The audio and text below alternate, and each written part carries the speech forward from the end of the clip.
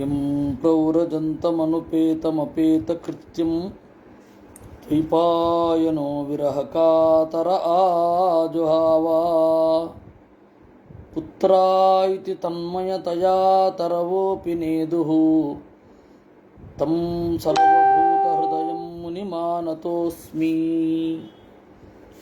ಯಸ್ವಾನುಭಾವಮಖಿಲಶ್ರುತಿಸಾರಮೇಕಂ ಅಧ್ಯಾತ್ಮದೀಪಮತಿತಿತೀರ್ಷತಾಂ ತಮೋಂಧಂ ಸಂಸಾರಿಣಾಂ ಕರುಣಯಾಃ ಪುರಾಣಗುಹ್ಯಂ ತಂ ವ್ಯಾಸಸೂನುಮುಪಯಾಮಿ ಗುರುಂ ಮುನೀನಾಂ ನಾರಾಯಣಂ ನಮಸ್ಕೃತ್ಯ ನರಂ ಚೈವ ನರೋತ್ತಮಂ ದೇವೀಂ ಸರಸ್ವತೀಂ ವ್ಯಾಸಂ ತತೋ ಗ್ರಂಥಮುದೀರಯೇ ಮಾತರ್ಮೇ ಮಾತರಿಷ್ವನ್ನ ಪಿತರತುಲಗುರೋ ಭ್ರಾತರಿಷ್ಟಾಪ್ತಬಂಧೋ ಸ್ವಾಮಿನ್ ಸರ್ವಾಂತರಾತ್ಮನ್ನ ಜರಜರಯಿತರ್ಜನ್ಮ ಮೃತ್ಯಾಮಯಾನಾಂ ಗೋವಿಂದೇ ದೇಹಿ ಭಕ್ತಿಂ ಭವತಿ ಚ ಭಗವನ್ ಊರ್ಜಿತಾಂ ನಿರ್ನಿಮಿತ್ತಾಂ ನಿರ್ವ್ಯಾಜಾಂ ನಿಶ್ಚಲಾಂ ಸದ್ಗುಣಗಣಬೃಹತೀಂ ಶಾಶ್ವತೀಂ ಆಶುದೇವಾ.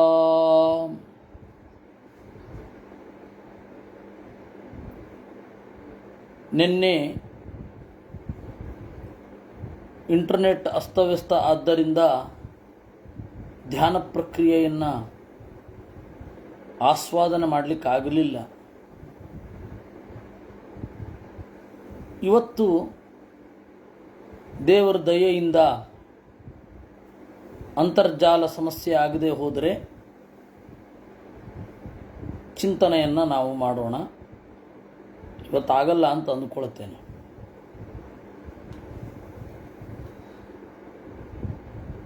ನಾವು ನೋಡೋದಾದರೆ ಅದನ್ನು ಮೊದಲು ಪ್ರಸನ್ನ ವದನಾಂಭೋಜಂ ಅನ್ನುವ 13ನೇ ಶ್ಲೋಕದಿಂದ 20ನೇ ಶ್ಲೋಕದ ತನಕ ದೇವರನ್ನು ವರ್ಣನೆ ಮಾಡಿದ್ದಾರೆ. ಅದರಲ್ಲಿ ಇರತಕ್ಕಂಥದ್ದು ಅತ್ಯಂತ ಸಾಮಾನ್ಯವಾದ ಲಕ್ಷಣಗಳು, ಎಲ್ಲ ಕಡೆ ಇರತಕ್ಕಂತಹ ಲಕ್ಷಣಗಳೇ. ವಿಶಿಷ್ಟವಾದ ಲಕ್ಷಣವನ್ನು ಕಪಿಲ ನಾಮಕ ಪರಮಾತ್ಮ ಸಂಚಿಂತಯೇತ್ ಅನ್ನೋದರ ಮೂಲಕ ಹೇಳ್ತಾ ಇದ್ದಾನೆ.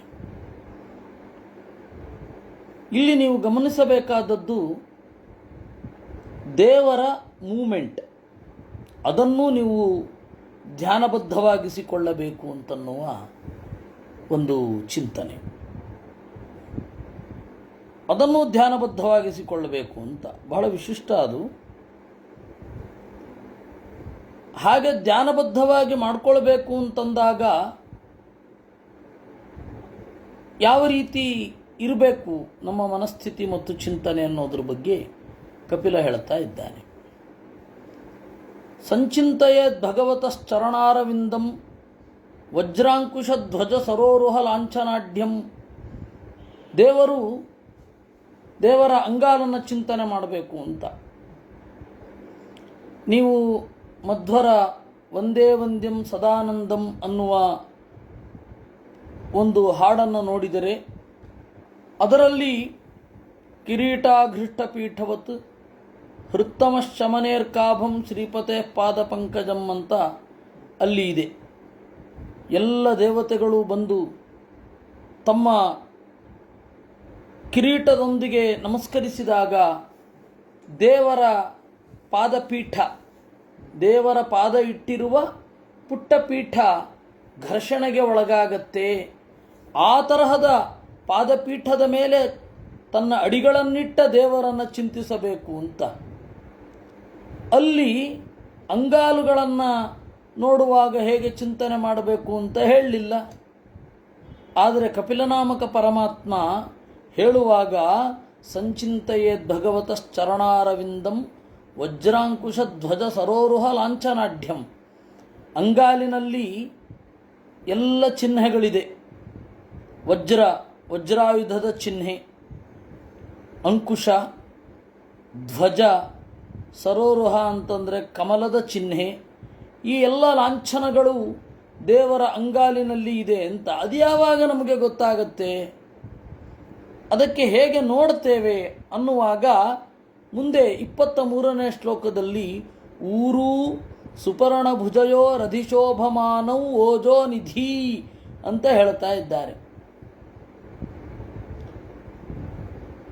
ಗರುಡನ ಹೆಗಲುಗಳ ಮೇಲೆ ಇಳಿಬಿದ್ದ ಪರಮಾತ್ಮನ ತೊಡೆಗಳನ್ನು ಚಿಂತಿಸಬೇಕು ಅಂತ.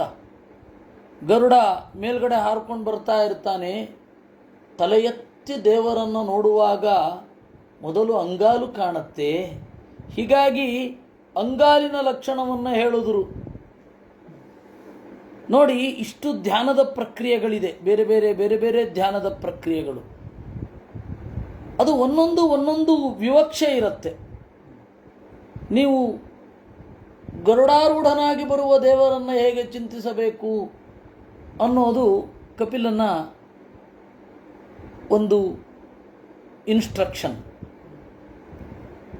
ಗರುಡಾರೂಢನಾದ ದೇವರು ನಮ್ಮೆಡೆಗೆ ಬರುವಾಗ ದೇವರು ಗರುಡಾರೂಢನಾಗಿ ಎತ್ತರದಲ್ಲಿ ಬರ್ತಾ ಇರ್ತಾನೆ.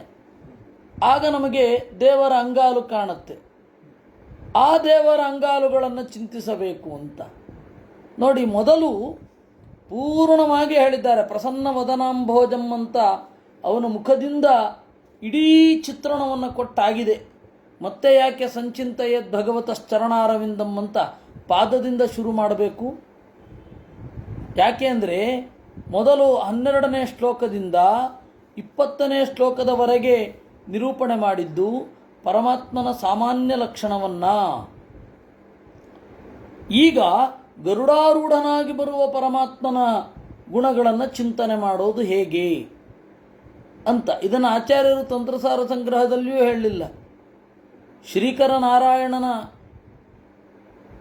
ಒಂದು ಧ್ಯಾನವನ್ನು ಹೇಳಿದ್ದಾರೆ. ಶ್ರೀಕರ ನಾರಾಯಣ ಗರುಡನ ಮೇಲೇರಿ ಬರ್ತಾನೆ. ಆವಾಗ ಗರುಡನ ಮೇಲೇರಿ ಬರುವಾಗ ನಾವು ಪಾದ ತಾನೇ ನೋಡ್ತೇವೆ. ಆ ಅಂಗಾಲಿನ ರೇಖೆಯನ್ನು ಕುರಿತು ಹೇಳಲೇ ಇಲ್ಲ ಅಲ್ಲಿ. ಇಲ್ಲಿ ಹೇಳ್ತಾ ಇದ್ದಾರೆ ಜೋಡಿಸ್ಕೊಳ್ಬೇಕು ಅಂತ. ಹೀಗಾಗಿ ಪ್ರತಿಯೊಂದು ಧ್ಯಾನದ ಚಿಂತನೆ ಏನಿದೆ ಈ ರೀತಿ ಮಾಡಿ ಅಂತ ನಾವು ಆ ಸಂದರ್ಭದಲ್ಲಿ ಹೇಳುವಾಗ ಮಾಡಿಬಿಡಬೇಕು. ಮುಂದೆ ಆ ಧ್ಯಾನದ ಪ್ರಕ್ರಿಯೆಯೇ ಬರುತ್ತೆ. ಒಂದೊಂದು ದೇವರು ಬೇರೆ ಬೇರೆ ಇದರಲ್ಲಿ ಖಂಡಗಳಲ್ಲಿ ಬೇರೆ ಬೇರೆ ಲೋಕಗಳಲ್ಲಿ ದೇವರು ಹೇಗಿರ್ತಾನೆ ಅಂತ ಹೇಳಿ 5ನೇ ಸ್ಕಂಧದಲ್ಲಿ ಹೇಳ್ತಾರೆ. ಹೀಗಾಗಿ ಅದನ್ನು ಹೇಳುವಾಗಲೇ ಆ ಧ್ಯಾನ ಮಾಡಿಬಿಡಬೇಕು.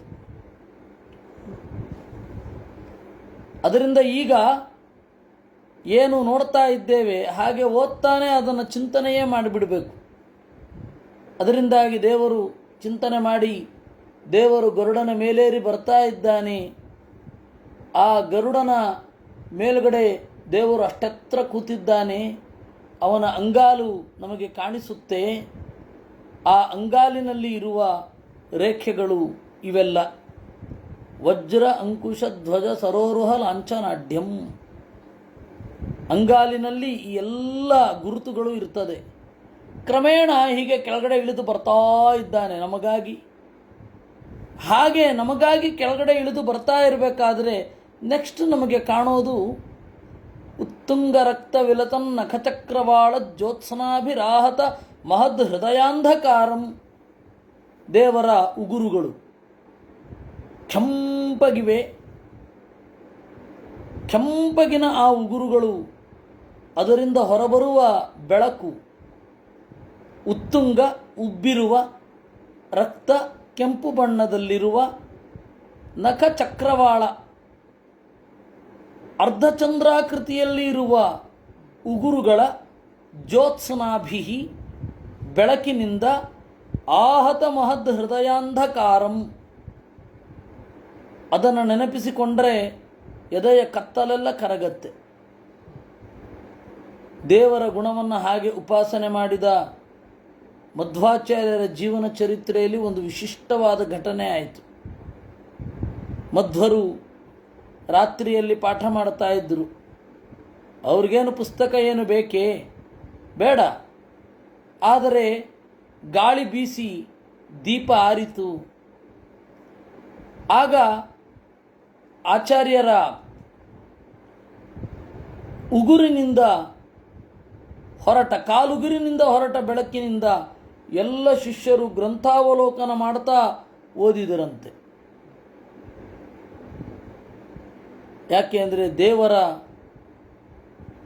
ಈ ಬೆಳಕು, ಉಗುರಿನ ಬೆಳಕು ನಮ್ಮ ಹೃದಯಾಂಧಕಾರವನ್ನು ನಾಶ ಮಾಡುತ್ತೆ ಅಂತ ಆಚಾರ್ಯರು ಉಪಾಸನೆ ಮಾಡಿದ್ರಿಂದ ಆದ ಫಲಿತಾಂಶ ಅದು.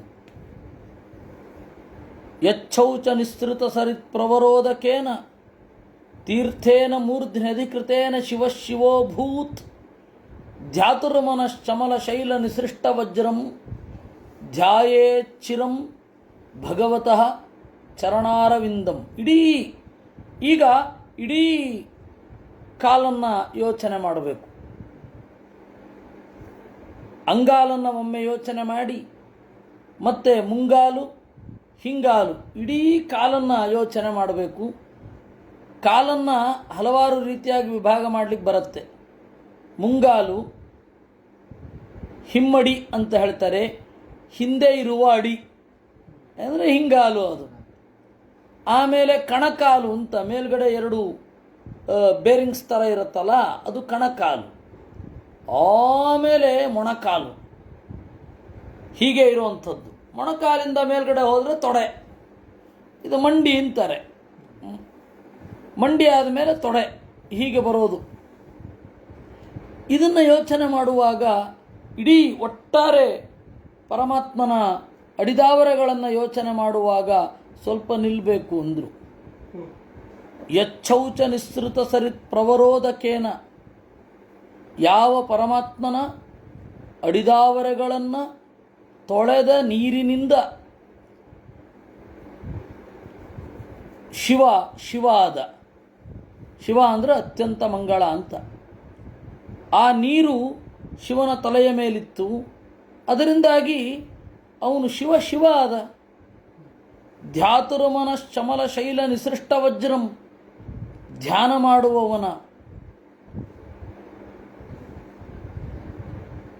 ಮನಸ್ಸಿನ ಎಲ್ಲ ಪಾಪಗಳು, ಜ್ಞಾನ ಪ್ರತಿಬಂಧಕವಾದ ಪಾಪ ಏನಿದೆ ಆ ಎಲ್ಲ ಪಾಪಗಳು ಕೂಡ ಧ್ವಂಸ ಆಗಿ ಹೋಗುತ್ತೆ.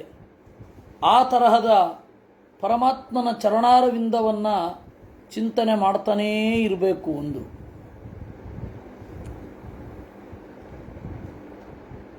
ಈ ಸಂಚಿಂತೆಯದ್ ಭಗವತಶ್ಚರಣಾರವಿಂದಂ ಅಂತ ಹೇಳಿದ್ವಲ್ಲ,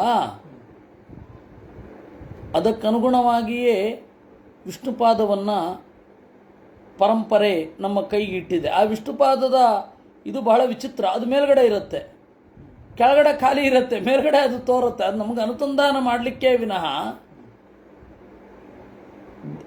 ಮುಂಗಾಲಿನ ಮೇಲೆ ಆ ತರಹದ ಚಿತ್ರ ರೇಖೆ ಎಲ್ಲ ಇರಲ್ವಲ್ಲ. ದೇವರ ವೈಶಿಷ್ಟ್ಯವನ್ನು ಹೀಗೆ ಯೋಚನೆ ಮಾಡೋದೇ ವಿನಃ ಬೇರೆ ಅಲ್ಲ. ಹೀಗಾಗಿ ದೇವರ ಅಡಿದಾವರೆಗಳಲ್ಲಿ ಬಹಳ ಕಾಲ ನಿಲ್ಲಬೇಕು. ಆ ದೇವರ ಅಡಿಗಳು ನಮ್ಮ ಮನಸ್ಸಿನ ಕತ್ತಲೆಯನ್ನು ಪರಿಹಾರ ಮಾಡಬೇಕು ಅಂತ ಅಲ್ಲೇ ಇರಬೇಕು. ಊರು ಸುಪರ್ಣ ಭುಜಯೋ ರದಿಶೋಭಮಾನೌ ಓಜೋನಿಧಿ ಸ್ವತಸಿಕಾ ಕುಸುಮಾವಭಾಸೌ ವ್ಯಾಲಂಬಿ ಪೀತ ವರವಾಸಸಿ ವರ್ತಮಾನ ಕಾಂಚೀ ಕಲಾಪ ಪರಿರಂಭಿ ನಿತಂಬ ಮಂಬ.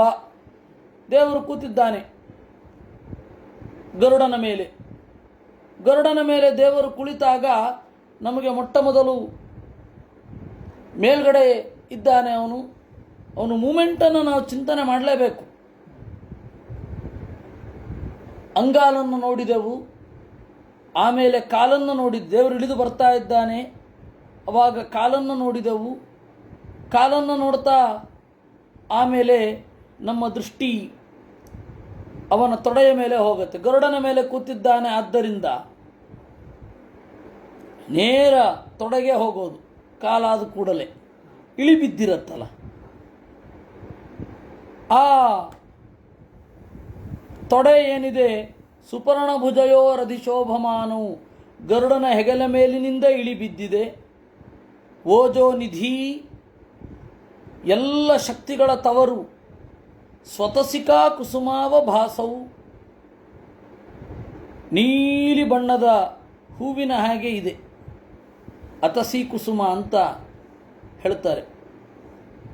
ವ್ಯಾಲಂಬಿ ಪೀತ ವರವಾಸಸಿ, ಅವನ ಆ ದೇವರ ತೊಡೆಯ ಮೇಲಿನಿಂದ ಹಳದಿ ಬಣ್ಣದ ಪಟ್ಟೆ, ಏನು ಪೀತಾಂಬರ ಅಂತ ಕರಿತೇವೆ, ಅದು ಇಳಿಬಿದ್ದಿದೆ. ಆ ಬಟ್ಟೆಗೆ ಸಮಾನಾಂತರವಾಗಿ ಆ ಬಟ್ಟೆಯ ಮೇಲೆ ದೇವರು ತೊಟ್ಟ ಡಾಬು ಕಾಣಿಸ್ತಾ ಇದೆ. ವರ್ತಮಾನ ಕಾಂಚಿ ಕಲಾಪ ಪರಿರಂಭಿ,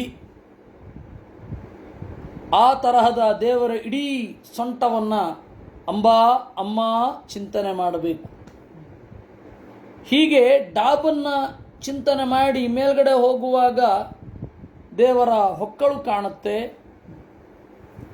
ನಾಭಿಹೃದಂ ಭುವನಕೋಶ ಗುಹೋದರಸ್ಥಂ ಯತ್ರಾತ್ಮಯೋನಿಧಿಷಣ ಕಿಲಲೋಕ ಪದ್ಮಂ ವ್ಯೂಢಂ ಹರಿನ್ಮಣಿಮುಷಸ್ತನಯೋರಮುಷ್ಯ ಧ್ಯಾಯೇದ್ವಯಂ ವಿತತ ಹಾರಮಯೂಖ ಗೌರಂ.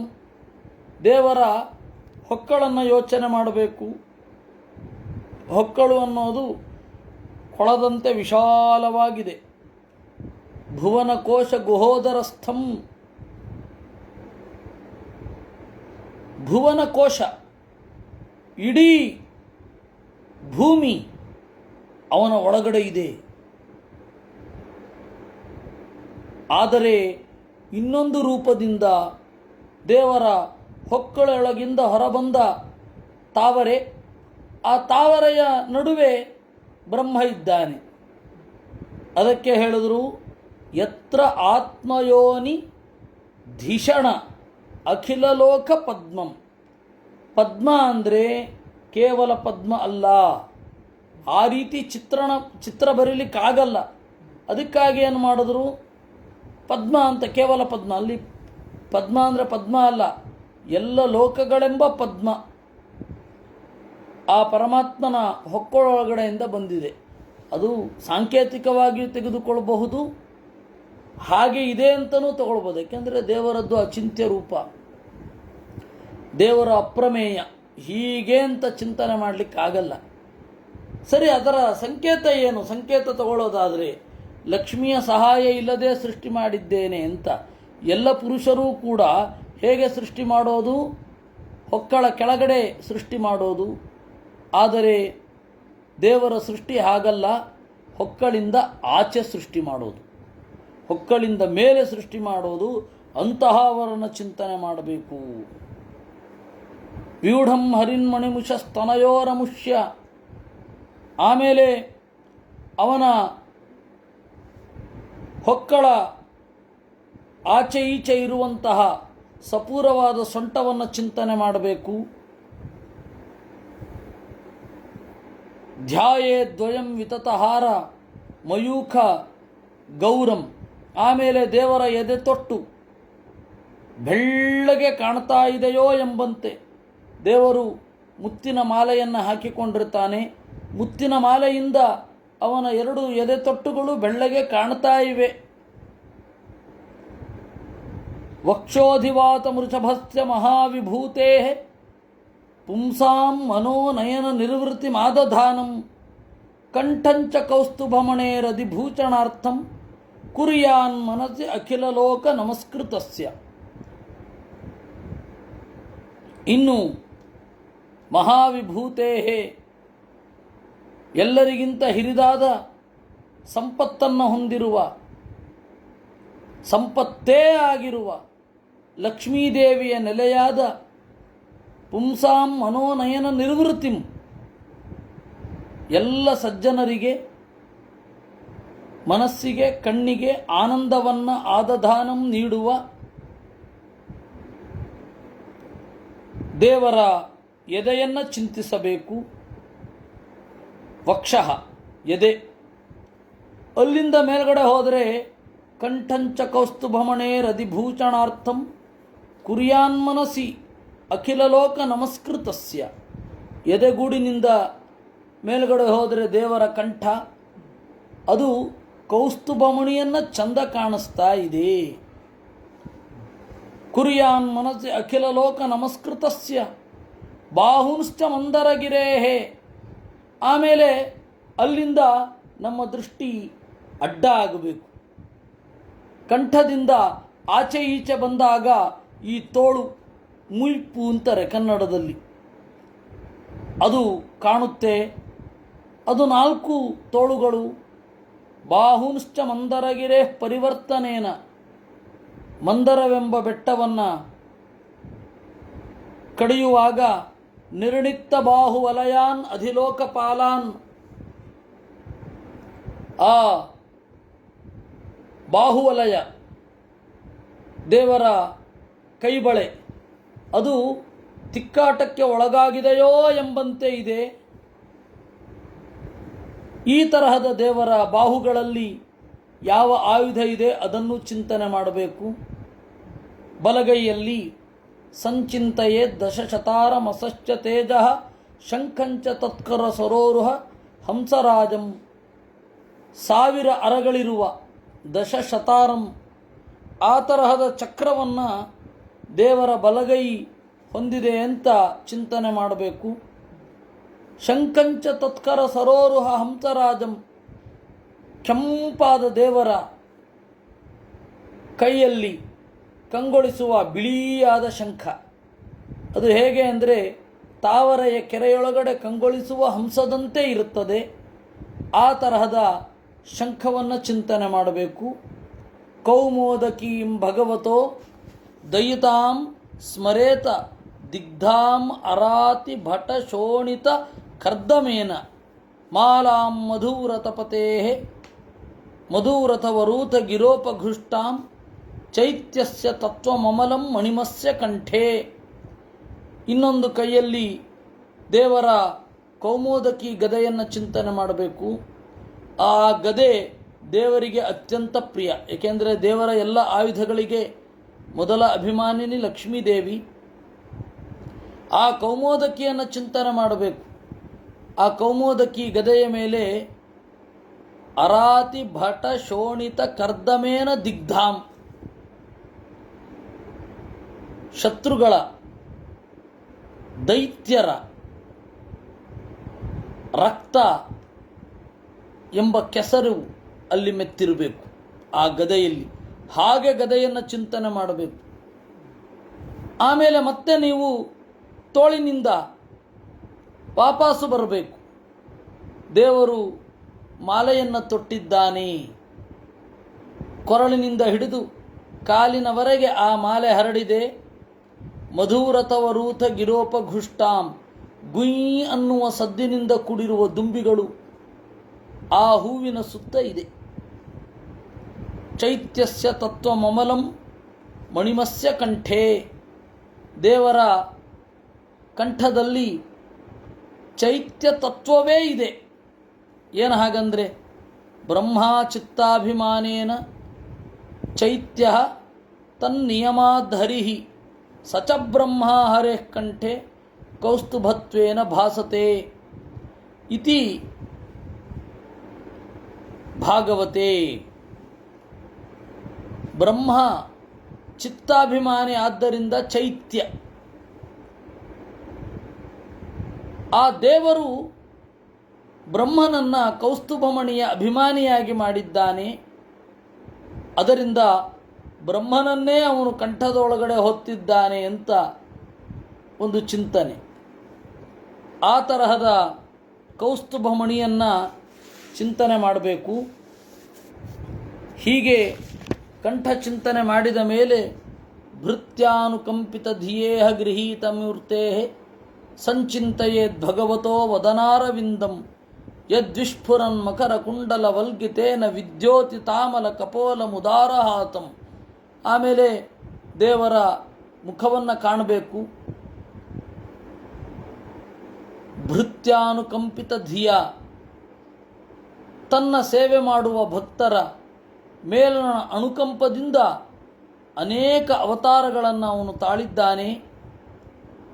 ಹಾಗೆ ಮುಗುಳು ನಗುವ ದೇವರ ಮುಖವನ್ನು ಚಿಂತನೆ ಮಾಡಬೇಕು. ಆ ಮುಖದಲ್ಲಿ ಕೆನ್ನೆ ಎರಡು ಇರ್ತವೆ. ಕಿವಿಯೋಲೆಯ ಬೆಳಕಿನಿಂದ ಪ್ರತಿಫಲಿತವಾದ ಪರಮಾತ್ಮನ ಕಪೋಲವನ್ನು ನೋಡಬೇಕು. ಅದು ನಮ್ಮ ಕಡೆಗೆ ನಗುತ್ತಾ ಇದೆ ಅನ್ನುವ ಹಾಗೆ ಚಿಂತನೆ ಮಾಡಬೇಕು. ಯಚ್ಛ್ರೀನಿಕೇತಮಳಿಭಿ ಪರಿತೇವ್ಯಮಾನಂ ಭೂತ್ಯಾ ಸ್ವಯಾ ಕುಟಿಲ ಕುಂತಳ ವೃಂದಜುಷ್ಟಂ ಮೀನದ್ವಯ ಶ್ರಿಯಮಧಿಕ್ಷಿಪದಬ್ಜ ನೇತ್ರಂ ಧ್ಯಾಯೇನ್ ಮನೋಮಯ ಮತಂದ್ರಿತ ಉಲ್ಲಸದ್ಭ್ರು. ಯಚ್ಛ್ರೀನಿಕೇತಮಳಿಭಿ, ಲಕ್ಷ್ಮಿಯ ನೆಲೆಯಾದ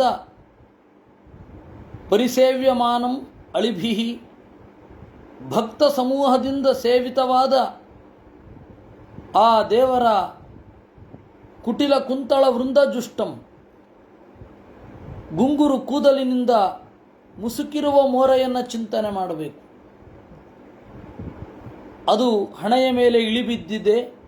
ಮೀನದ್ವಯ ಶ್ರಿಯಮಧಿಕ್ಷಿಪದಬ್ಜ ನೇತ್ರಂ, ಮೀನಿನ ಸೊಬಗನ್ನೂ ಕೆಳಗೆ ಮಾಡುವ ಬಹಳ ಚಂದದ ಕಣ್ಣು.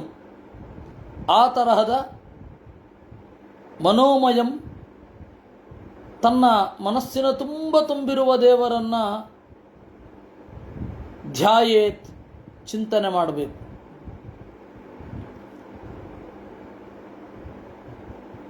ಲಕ್ಷ್ಮಿಯನ್ನು ಶ್ರೀ ಅಂತಲೂ ಕರೀತಾರೆ, ಇಂದಿರಾ ಅಂತಲೂ ಕರೀತಾರೆ. ಬೇರೆ ಬೇರೆ ರೂಪಗಳಿಂದ ದೇವರನ್ನು ಸುತ್ತುವರೆದು ಅವಳಿರ್ತಾಳೆ. ಅದರಿಂದಾಗಿ ಶ್ರೀನಿಕೇತ ಅಂದರೆ ಎದೆ ಮಾತ್ರ, ಅವಳು ತಲೆ ಮೇಲೆ ಹೇಗೆ ಬಂದು ಅಂತ ಯೋಚನೆ ಮಾಡಬಾರದು.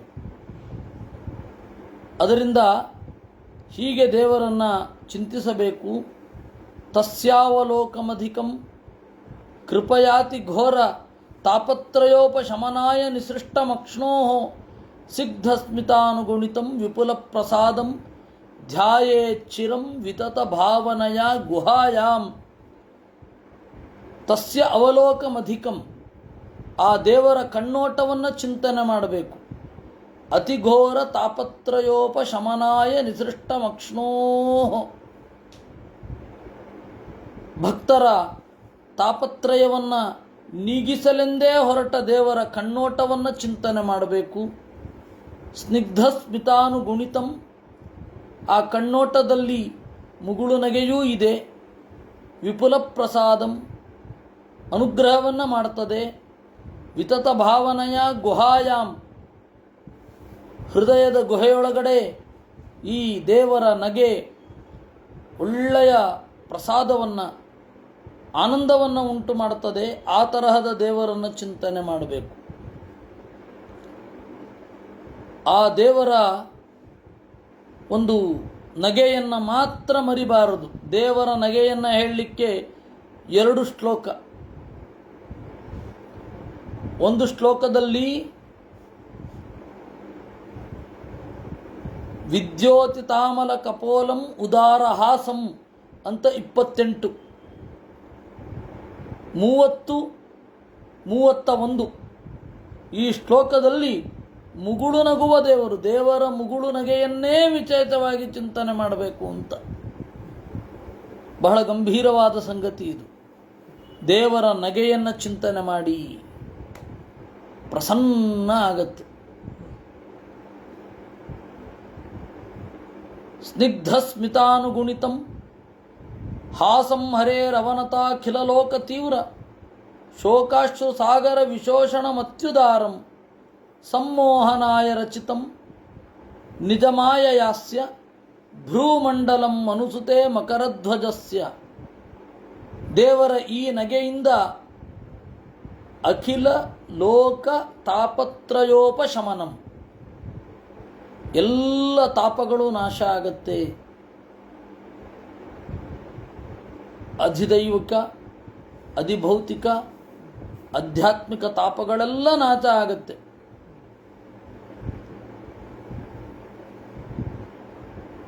ಸಂಮೋಹನಾಯ ರಚಿತಂ ನಿಜಮಾಯಯಾಸ್ಯ.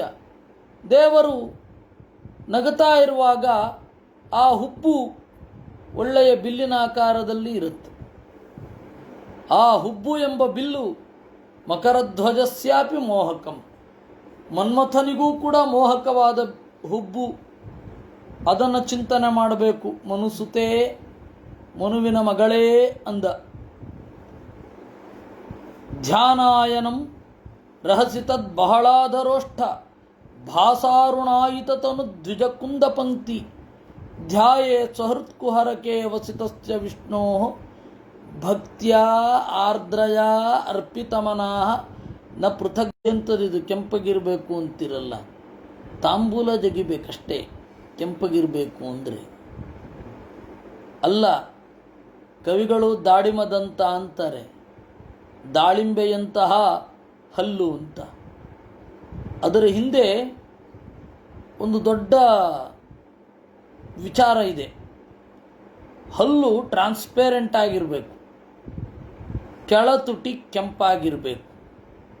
ಕೆಂಪಾದ ಕೆಳತುಟಿ ಹಲ್ಲಿನಲ್ಲಿ ಪ್ರತಿಫಲಿಸುವಷ್ಟು ಚಂದ ಇರಬೇಕು ಆ ಕೆಂಪು. ಅದನ್ನು ದಾಡಿಮದಂತ ಅಂತ ಕವಿಗಳೆಲ್ಲ ಹೇಳೋದು. ಅಂದರೆ ಹಲ್ಲು ದಾಳಿಂಬೆಯಂತೆ ಇರಬೇಕು ಅಂದರೆ ಕೆಳತುಟಿ ಕೆಂಪಾಗಿರಬೇಕು ಅಂತ ಅರ್ಥ. ಹಲ್ಲು ಕೆಂಪಾಗಿರಬೇಕು ಅಂದರೆ ತಾಂಬೂಲ ತಿನ್ನಬೇಕು ಅಂತ ಅರ್ಥ ಅಲ್ಲ. ಆ ತರಹದ ದೇವರನ್ನು ಚಿಂತಿಸಬೇಕು. ಕೆಂಪು ತುಟಿಯ ಎಡೆಯಿಂದ ಕಾಣುವ ಸಾಲಾದ ಚಂದದ ಹಲ್ಲುಗಳನ್ನು ದೇವರಲ್ಲಿ ಚಿಂತಿಸಬೇಕು. ಬೇರೆ ಏನನ್ನೂ ನೋಡಬಾರದು, ದೇವರನ್ನು ಮಾತ್ರ ಚಿಂತಿಸಬೇಕು. ಭಕ್ತ್ಯಾ ಆರ್ದ್ರಯಾ ಅರ್ಪಿತಮನಃ ನ ಪೃಥಕ್ ದಿದೃಕ್ಷೇತ್. ಹೀಗೆ ಚಿಂತನೆ ಮಾಡಬೇಕು ಅಂದರು. ಏವಂ ಹರೌ ಭಗವತಿ ಪ್ರತಿಲಬ್ಧ ಭಾವ ಭಕ್ತ್ಯಾ ದ್ರವದ್ ಹೃದಯ ಉತ್ಪುಳಕ ಪ್ರಮೋದ ಔತ್ಕಂಠ್ಯ ಬಾಷ್ಪಕಳಯ ಮುಹುರರ್ಧ್ಯಮಾನಃ ತಚ್ಚಾಪಿ ಚಿತ್ತ ಬಳಿಶಂ ಶನಕೈರ್ವಿಯುಂಕ್ತೆ. ಹೀಗೆ ಪರಮಾತ್ಮನಲ್ಲಿ ಭಕ್ತಿ ಅಂತನ್ನೋದು ಬಂದಾಗ ದ್ರವದ್ ಹೃದಯ, ಒಳಗಡೆ ಹೃದಯ ದ್ರವಿಸತ್ತೆ, ಹೊರಗಡೆ ಏನು ಕಾಣದೇ ಇರಬಹುದು. ಉತ್ಪುಳಕ ಪ್ರಮೋದ, ಮೈ ನಿಮಿರೇಳುತ್ತೆ. ಔತ್ಕಂಠ್ಯ ಬಾಷ್ಪಕಳಯ ಮುಹುರರ್ಧ್ಯಮಾನ, ಉತ್ಕಟವಾಗಿ ಕಣ್ಣು ನೀರು ತುಂಬಿ ಬರುತ್ತೆ. ಕ್ರಮೇಣ ಚಿತ್ತ ಬಳಿಶಂ ಶನಕೈರ್ವಿಯುಂಕ್ತೆ. ಈ ಮನಸ್ಸು ಕ್ರಮೇಣ ಹೊರಗಡೆಯ ಸಂಗತಿಯಿಂದ ಆಚೆ ಬರುತ್ತೆ. ಚಿತ್ತಬಳಿಶ ವಿಯೋಗ ಧ್ಯಾನಾನಂತರ ಸಮಾಧಿ. ಚಿತ್ತ ಅಂದರೆ ಮನಸ್ಸು, ಬಳಿಶ ಅಂದರೆ ಗಾಳ, ವಿಯೋಗ ಅಂದರೆ ಬಿಡೋದು. ಮನಸ್ಸು ಬಿಟ್ಕೊಳ್ಳತ್ತೆ ಅಂದರೆ ಆತ್ಮದಿಂದ, ಆತ್ಮಸ್ವರೂಪದಿಂದ ಧ್ಯಾನ ಅನ್ನೋದು ಶುರುವಾಗುತ್ತೆ. ತಚ್ಚಾಪಿ ಚಿತ್ತ ಬಳಿಶಂ ಶನಕೈರ್ವಿಯುಂಕ್ತೆ. ಮುಕ್ತಾಶ್ರಯಂ ಯರ್ಹಿ ನಿರ್ವಿಚಯಂ ಸ್ವಚಿತ್ತಂ ನಿರ್ಬಾಣಮಿಚ್ಛತಿ. ಮನಸ್ಸಹಸಾ ಯಥಾರ್ಚಿಃ ಆತ್ಮಾನಮತ್ರ ಪುರುಷೋ ವ್ಯವಧಾನಮೇಕಮನ್ವೀಕ್ಷತೆ ಪ್ರತಿನಿವೃತ್ತ ಗುಣಪ್ರವಾಹ. ಯರ್ಹಿ, ಒಂದೊಮ್ಮೆ ಮುಕ್ತಾಶ್ರಯಂ ವಿಷ್ಣು ವಿಷಯಕವಾದ ಸ್ವಚಿತ್ತಂ ಸ್ವರೂಪಭೂತವಾದ ಮನಸ್ಸು ನಿರ್ವಾಣ ಮೃಚ್ಛತಿ, ಶರೀರಾಭಿಮಾನವನ್ನು ತೊರೆಯುತ್ತೋ ಆಗ ಆತ್ಮಾನಂ ಅತ್ರ ಪುರುಷಃ ಅವ್ಯವಧಾನಂ ಏಕಂ ಅನ್ವೀಕ್ಷತೆ. ಅಂತರ್ಯಾಮಿಯಾದ ಪರಮಾತ್ಮನನ್ನು ನಿರಂತರವಾಗಿ ನೋಡುತ್ತಾನೆ. ಆಗ ಅವನ ಮನಸ್ಸಿಗೆ ಸತ್ವಗುಣ, ರಜೋಗುಣ, ತಮೋಗುಣಗಳ ಪ್ರವಾಹ ಇರಲ್ಲ. ನೆನಪಿಡಿ, ಅಪರೋಕ್ಷ ಜ್ಞಾನ ಅಂತ ಹೇಳಿದರೆ ಬಹಳ ರೀತಿಯಲ್ಲಿ ಇದೆ. ಅಪರೋಕ್ಷ ಜ್ಞಾನ ಅಂದರೆ ಒಂದೇ ರೀತಿ ಅಂತ ಇಟ್ಕೊಳ್ಬೇಡಿ. ಯಾವತ್ತೂ ಅಪರೋಕ್ಷ ಜ್ಞಾನ ಅಂದರೆ ಒಂದೇ ರೀತಿ ಅಂತ ಅಲ್ಲ.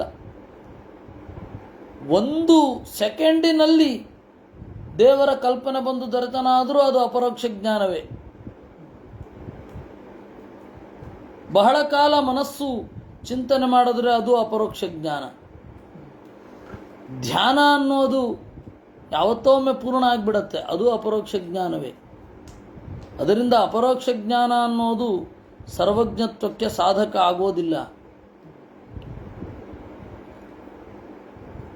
ಇಲ್ಲಿ ತಾತ್ಪರ್ಯ ಇಷ್ಟು: ದೇವರನ್ನು ನೆನೆಸಿಕೊಳ್ಳುವಾಗ ಮನಸ್ಸು ಅಂತನ್ನೋದು ಹೊರಗಡೆಯ ಜೊತೆಗೆ ಸಂಪರ್ಕವನ್ನು ಕಳೆದುಕೊಂಡಾಗ ಮನಸ್ಸು ಕೂಡ ಏನು ಕೆಲಸ ಮಾಡೋದಿಲ್ಲ, ಆತ್ಮಸ್ವರೂಪ ಕೆಲಸ ಮಾಡಲಿಕ್ಕೆ ಶುರು ಮಾಡುತ್ತೆ ಅಂತ. ಹಾಗೆ ಇಲ್ಲಿ ಹೇಳಿದ್ದು, ಸೋಪ್ಯೇತಯ ಚರಮಯ ಮನಸೋ ನಿವೃತ್ಯ ತಸ್ಮಿನ್ ಮಹಿಂ ನ್ಯವಸಿತ ಸುಖ ದುಃಖ ಬಾಹ್ಯೆ ಹೇತುತ್ವಮಪ್ಯಸತಿ ಕರ್ತರಿ ದುಃಖಯೋರ್ನ ಸ್ವಾತ್ಮನ್ ವಿಧತ್ತ ಉಪಲಬ್ಧ ಪರಾತ್ಮಕಾಷ್ಠಃ.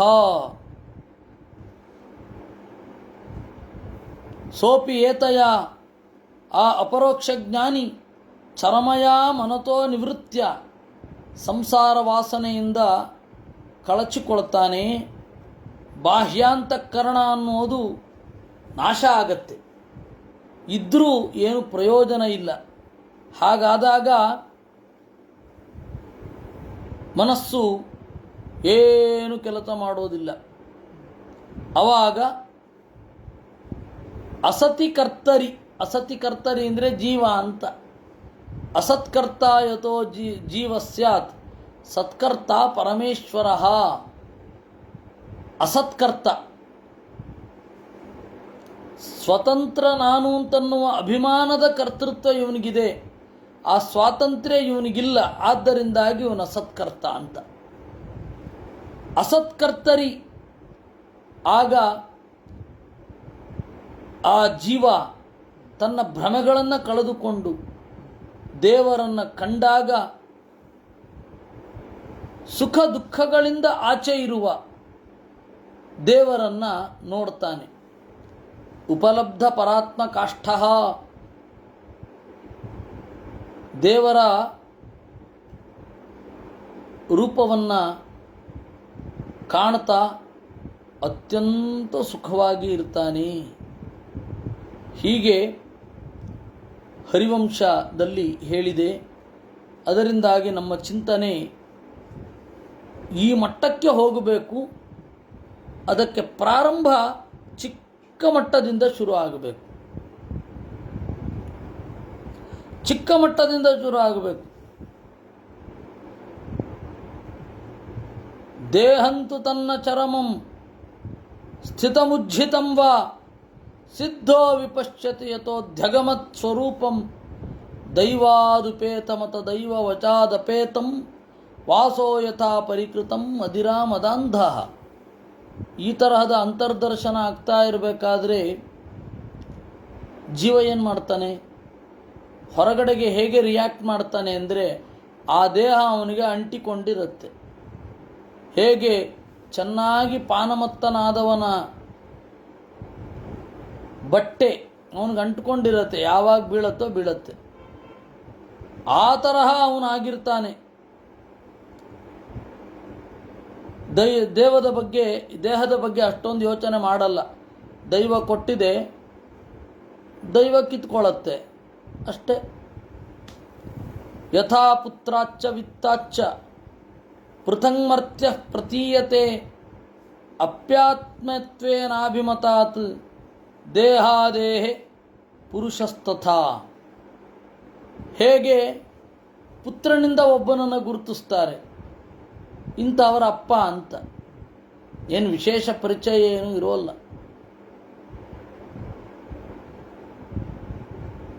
ನಮ್ಮ ಮಕ್ಕಳ ಸ್ನೇಹಿತರು ಇವರಪ್ಪ ಅಷ್ಟೆ,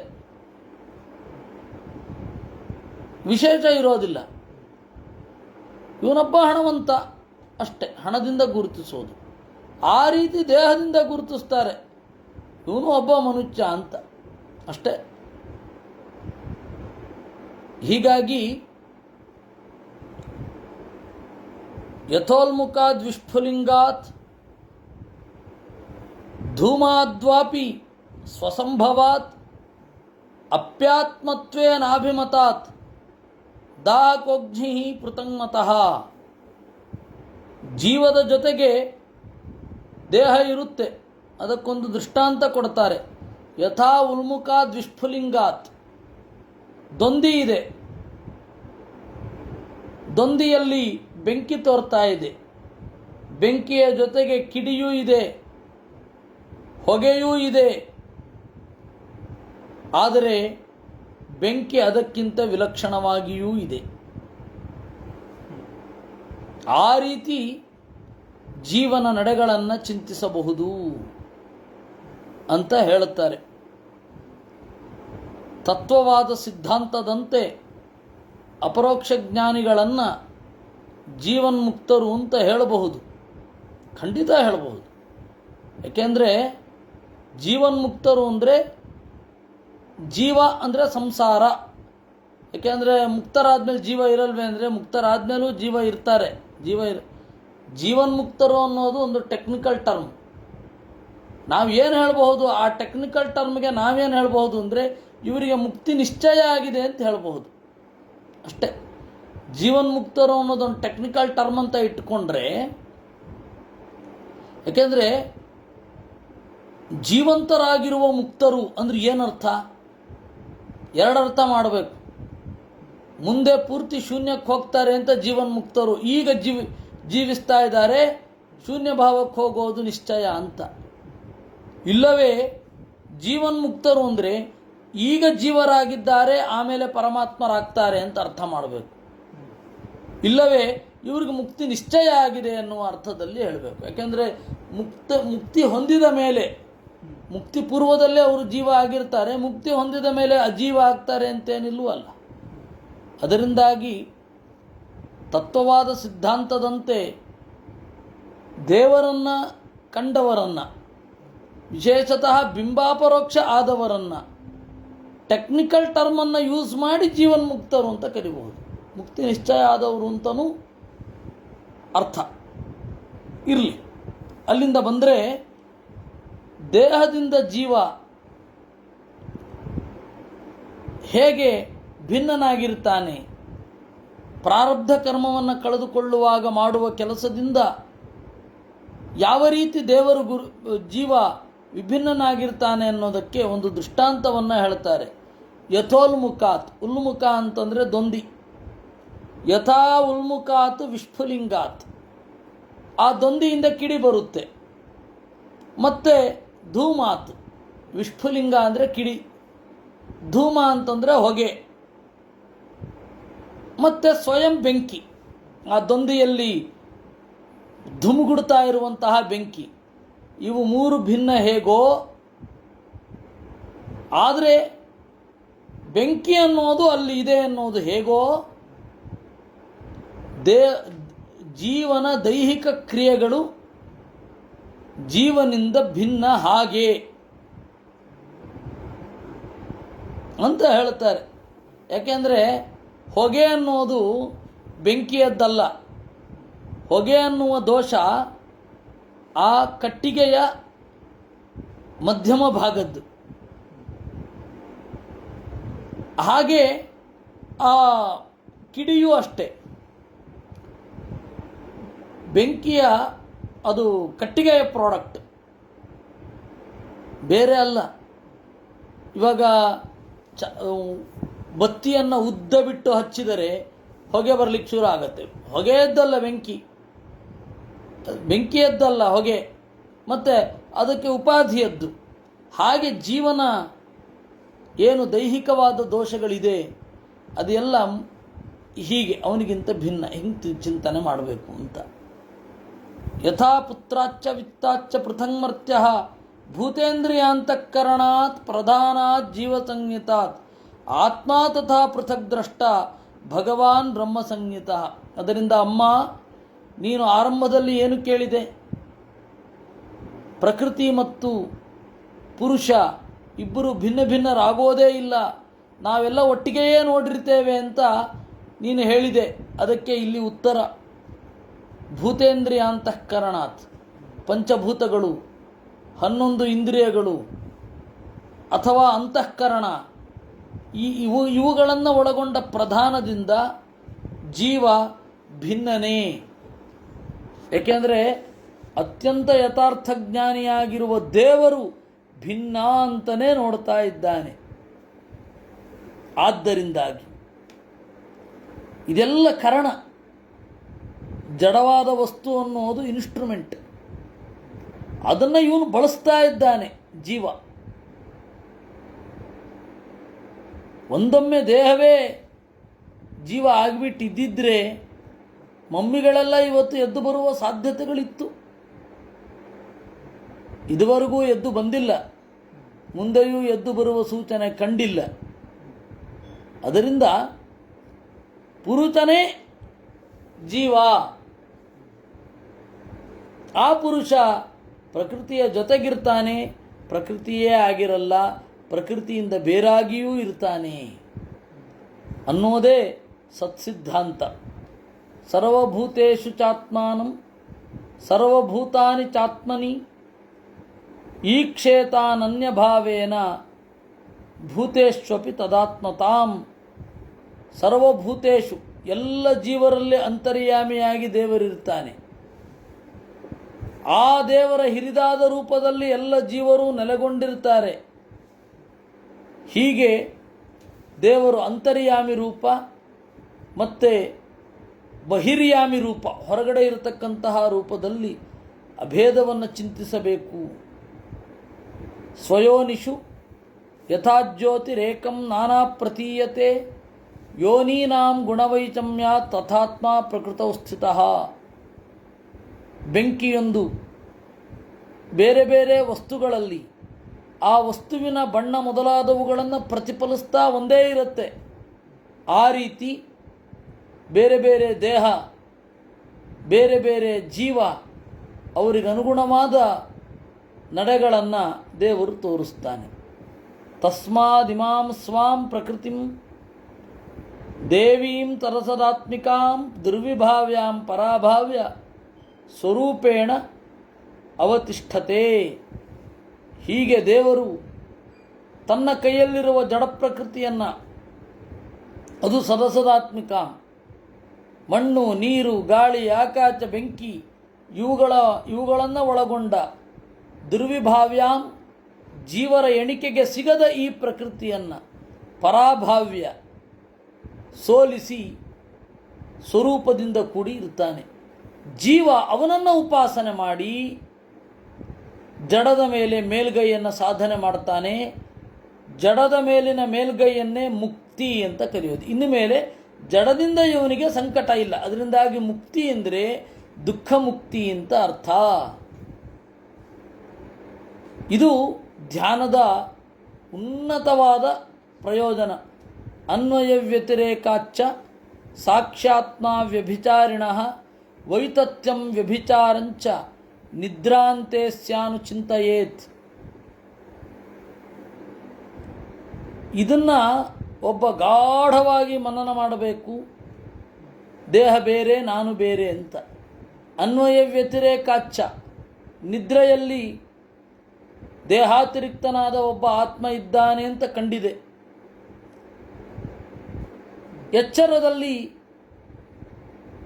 ನಮ್ಮ ಅರಿವಿಗೆ ಬರದ ಅನೇಕ ಕ್ರಿಯೆಗಳಿದೆ. ಇದನ್ನೆಲ್ಲ ನೋಡಿ ದೇಹದ ಭೇದವನ್ನು ಚಿಂತನೆ ಮಾಡಬೇಕು ಅನ್ನೋದು ಇತಿ ಶ್ರೀಮದ್ಭಾಗವತೆ ತೃತೀಯ ಸ್ಕಂಧೆ 29 29ನೇ ಅಧ್ಯಾಯ. ಅದಕ್ಕೆ ಇದನ್ನು ಚಿಂತನೆ ಮಾಡ್ತಾ ಇದ್ದರೆ ಸಹಜವಾಗಿ ಆ ಧ್ಯಾನದ ದಾರಿ ಸಿಕ್ಕೇ ಸಿಗುತ್ತೆ. ಈ ಚಿಂತನೆಯೇ ಧ್ಯಾನ ಅಲ್ವೇ? ಪುರಾಣದ್ದು ವೇದದ್ದು ಚಿಂತನೆಯೇ ಧ್ಯಾನ. ಅದರ ಸಂಸ್ಕಾರ ಅಂತನ್ನೋದು ಪ್ರತ್ಯೇಕವಾಗಿ ಕುಳಿತಾಗಲೂ ಕೂಡ ಅದು ಸಹಜವಾಗಿ ಬರುತ್ತೆ. ವ್ಯಾಸತೀರ್ಥರು ತಾತ್ಪರ್ಯ ಚಂದ್ರಿಕಾದಲ್ಲಿ ಈಕ್ಷತ್ಯಧಿಕರಣದಲ್ಲಿ ಒಂದು ಮಾತಾಡ್ತಾರೆ.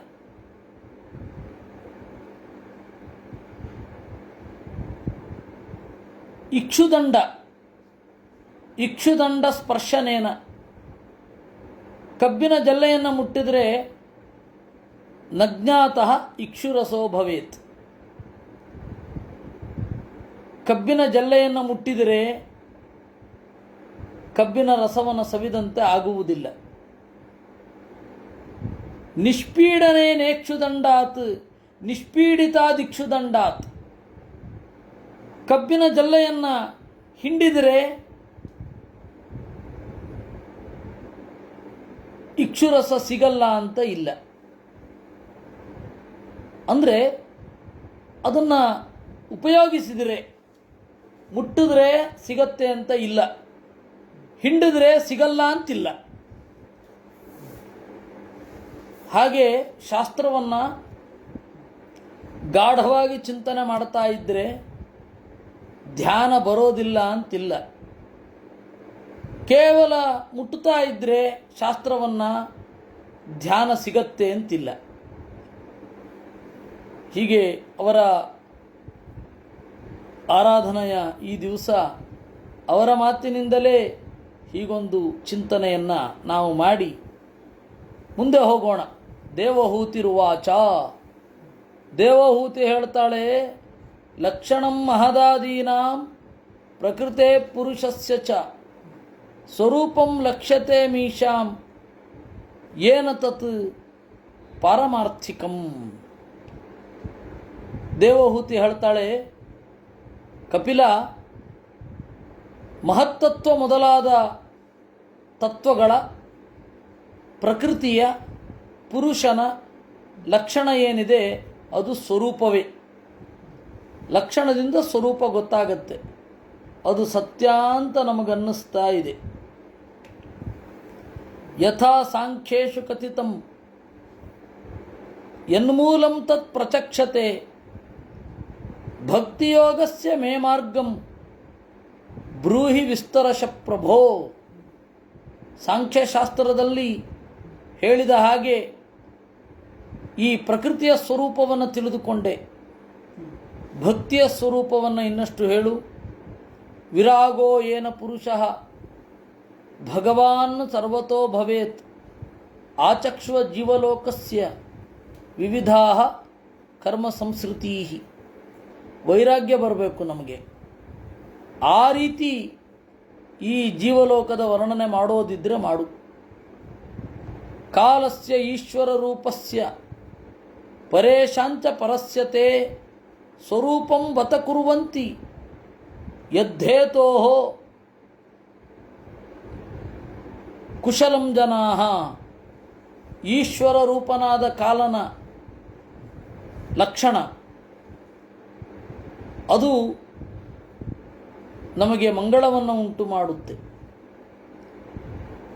ಜಗತ್ತಿನ ಲಕ್ಷಣ, ಜಗತ್ತಿನ ಸ್ವರೂಪ, ಅದನ್ನು ತಿಳಿದುಕೊಂಡು ದೇವರನ್ನು ತಿಳಿದುಕೊಳ್ಳಿಕ್ಕೆ ಸಹಾಯ ಆದರೂ ಅದು ಮಂಗಳವೇ.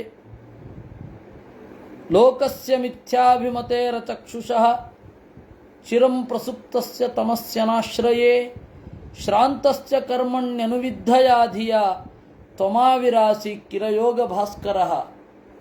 ಮಿಥ್ಯಾಭಿಮಾನವನ್ನು ಹೊಂದಿ ಕಣ್ಣನ್ನು ಮುಚ್ಚಿ ಅಜ್ಞಾನದ ನಿದ್ರೆಯಲ್ಲಿ ಮುಳುಗಿರುವ ದೇವತೆಗಳ ಅನುಗ್ರಹದಿಂದ, ಅಜ್ಞಾನದಿಂದ ಮುಳುಗಿರುವ ಕಾಮ, ದೇವತೆಗಳ ಅನುಗ್ರಹದಿಂದ ವಂಚಿತರಾಗಿರುವ ಜೀವರ ಬುದ್ಧಿಯನ್ನು ಬೆಳಗಿಸಲಿಕ್ಕಾಗಿ ನೀನು ಬಂದಿರೋದಲ್ವೇ? ದಯವಿಟ್ಟು ಅದನ್ನು ಹೇಳು. ಇತಿ ಮಾತುರ್ವಚಶ್ಲಕ್ಷ್ಣಂ ಪ್ರತಿನಂದ್ಯ ಮಹಾಮುನಿ ಆಬಭಾಷೆ ಕುರುಶ್ರೇಷ್ಠ ಪ್ರೀತಸ್ತಾಂ ಕರುಣಾರ್ಜಿತಃ. ಈ ರೀತಿಯಾದ ತಾಯಿಯ ಸೊಗಸಾದ ಮಾತನ್ನು ಪ್ರತಿನಂದ್ಯ ಕೇಳಿ ಒಳಗಡೆಯಿಂದ ಸಂತಸಪಟ್ಟು, ಓ ಕುರುಶ್ರೇಷ್ಠ ವಿದುರ, ಅವಳನ್ನು ಕುರಿತು ಪ್ರೀತನಾಗಿ ಜನರ ಮೇಲಿನ ಕರುಣೆಯಿಂದ ನುಡಿದ. ಭಗವಾನುವಾಚ ಭಕ್ತಿಯೋಗೋ ಬಹುವಿಧೋ ಮಾರ್ಗೈರ್ಭಾಮಿನಿ ಭಾವ್ಯತೆ ಸ್ವಭಾವಗುಣಮಾರ್ಗೇಣ ಪುಂಸಾಂ ಭಾವೋ ವಿಭಿದ್ಯತೆ. ಭಕ್ತಿ ಅನ್ನುವ ಉಪಾಯವನ್ನು ಪಡೆಯಲಿಕ್ಕೆ ಬಹಳ ಜನರಿಗೆ ಬಹಳ ದಾರಿ ಇದೆ. ಸ್ವಭಾವ ಗುಣಮಾರ್ಗೇಣ, ಅವರವರ ಪರಿಸರ, ಅವರವರ ಸ್ವಭಾವ ಮೊದಲಾದವುಗಳಿಗೆ ಅನುಗುಣವಾಗಿ ಪುಂಸಾಂ ಭಾವೋ ವಿಭಿದ್ಯತೆ. ಪುರುಷರ ನಡೆ, ಪುರುಷರ ಜೀವನ ಎಲ್ಲ ವಿಭಿನ್ನ ಆಗತ್ತೆ. ಅಭಿಸಂಧಾಯ ಯೋ ಹಿಂಸಾಂ ದಂಭಂ ಮಾತ್ಸರ್ಯಮೇವವ ಸಂಭ್ರಂಭಿ ಭಿನ್ನ ದೃಗ್ಭಾವಂ ಮಯಿ ಕುರ್ಯಾತ್ ಸತಾಮಸಃ. ಹಿಂಸೆ ಮಾಡಬೇಕು ಅಂತ ಹೇಳಿ ಸಂಕಲ್ಪ ಮಾಡಿ, ಡಂಭಂ, ನಾನು ಅಲ್ಪ ಅಂತ ಗೊತ್ತಿದ್ರೂ ಜಗತ್ತಿಗೆ ಮಹಾನ್ ಅಂತ ತೋರಿಸಿಕೊಳ್ಳುವ ಮನೋಭಾವವನ್ನು ಹೊಂದಿ, ಬೇರೊಬ್ಬರ ಮೇಲಿನ ಸ್ಪರ್ಧೆಯಿಂದ ಸಿಟ್ಟು ಮಾಡಿಕೊಂಡು, ನನ್ನನ್ನೂ ತಪ್ಪಾಗಿ ತಿಳಿದು ನನ್ನಲ್ಲಿ ಮನಸ್ಸಿಟ್ಟರೆ ಅವನನ್ನು ತಾಮಸ ಅಂತ ಕರಿತೇವೆ. ನೆನಪಿಡಿ, ಹಿಂಸೆಯನ್ನು ಮನಸ್ಸಲ್ಲಿ ಇಟ್ಟುಕೊಂಡು ಹಿಂಸೆ ಮಾಡಬೇಕು, ಮಾತ್ಸರ್ಯವನ್ನು ಮನಸ್ಸಲ್ಲಿ ಇಟ್ಟುಕೊಂಡು ಸಿಟ್ಟನ್ನೇ ಜೀವನ ಧರ್ಮವಾಗಿಸಿಕೊಂಡು ನನ್ನನ್ನು ಚಿಂತನೆ ಮಾಡಿದರೆ ಅವನನ್ನು ತಾಮಸ ಅಂತ ಕರೆಯತಕ್ಕದ್ದು. ಇನ್ನೇನು ಹೇಳಬೇಕಾಗಿಲ್ಲ. ಒಂದು ಮತವೇ ಹೀಗಿದೆ ಅನ್ನೋದು ಎಲ್ಲರಿಗೂ ಗೊತ್ತು.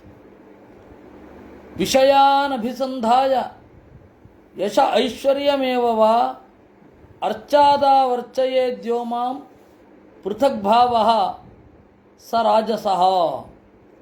ವಿಷಯಾನ್ ಅಭಿಸಂಧಾಯ, ಎರಡನೇ ನನ್ನನ್ನು ಪೂಜಿಸ್ತಾನೆ, ಆದರೆ ವಿಷಯ ಪದಾರ್ಥಗಳೇ ಅವನಿಗೆ ಗುರಿ. ಅವನಿಗೆ ಕೀರ್ತಿ ಬರಬೇಕು, ಅವನಿಗೆ ದೊಡ್ಡ ಐಶ್ವರ್ಯ, ದೊಡ್ಡ ಸ್ಥಾನ ಬರಬೇಕು. ಅರ್ಚಾದವು ಅರ್ಚಯೇತ್, ಕೇವಲ ಪ್ರತಿಮೆಯಲ್ಲಿ ದೇವರನ್ನು ಪೂಜೆ ಮಾಡ್ತಾನೆ, ನನ್ನ ರೂಪಗಳಲ್ಲಿ ಭೇದವನ್ನು ಎಣಿಸ್ತಾನೆ, ಅವನು ರಾಜಸ. ಇನ್ನು ಕರ್ಮನಿರ್ಹಾರಮುದ್ದೇಶ್ಯ ಪರಸ್ಮಿನ್ವಾ ತದರ್ಪಣಂ ಯಜೇದ್ಯಷ್ಟವ್ಯಮಿತಿ ವಾ ಪೃಥಗ್ಭಾವ ಸಾತ್ವಿಕಃ. ಕರ್ಮನಿರ್ಹಾರಮುದ್ದೇಶ್ಯ, ನನ್ನ ಕರ್ಮಗಳು ಅಜ್ಞಾನಕ್ಕೆ ಕಾರಣ ಆಗಿ ನನ್ನನ್ನು ದೇವರೆಡೆಗೆ ಹೋಗೋದನ್ನು ತಡೆಯಬಾರದು ಅಂತ ಚಿಂತಿಸಿ, ಪರಸ್ಮಿನ್ವಾ ತದರ್ಪಣಂ, ಕರ್ಮವನ್ನು ಮಾಡ್ತಾ ದೇವರಲ್ಲಿ ಅರ್ಪಿಸಿ, ಯಜೇದ್ ಯಷ್ಟವ್ಯಂ, ಶಾಸ್ತ್ರ ಹೇಳಿದೆ ಮಾಡಬೇಕು, ವಿನಃ ಶಾಸ್ತ್ರ ಹೇಳಿದ ಫಲವನ್ನು ಪಡೆಯೋದು ನಮ್ಮ ಜೀವನದ ಉದ್ದೇಶ ಆಗಬಾರದು. ಶಾಸ್ತ್ರ ಹೇಳಿದ ಫಲವನ್ನು ಬೇರೆ ರೀತಿಯಿಂದಲೂ ಪಡೆಯಲಿಕ್ಕೆ ಆಗತ್ತೆ,